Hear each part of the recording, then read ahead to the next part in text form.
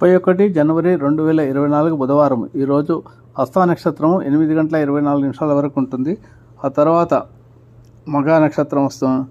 హస్త తర్వాత చిత్తా నక్షత్రం వస్తుంది. ఈ చిత్తా నక్షత్రంలో జన్మించిన శిష్యుల యొక్క శాంతి వివరాలు ఏంటంటే, ఈ నక్షత్రం ఎవరైతే చిత్తా నక్షత్రంలో జన్మిస్తారో వారికి కుజమహర్దశతో జీవితం ప్రారంభమవుతుంది. చిత్తా నక్షత్రంలో జన్మించిన మొదటి పాదంలో పుత్రికాపత్రులు జననమైన తండ్రికిని, రెండవ పాదంలో పుత్రికాపత్రులు జననమైన తల్లికిని, మూడవ పాదంలో జననమైన సోదరులకు దోషము. ఈ దోషమునకు హోమశాంతి, మహన్యాస, రుద్రాభిషేకము, నక్షత్ర నవగ్రహ జపములు, దానములు, వస్త్రదానము, సువర్ణముతో మేక రూపమును చేయించిన ప్రతిమను దానం చేయవలను శక్తి కొద్దీ.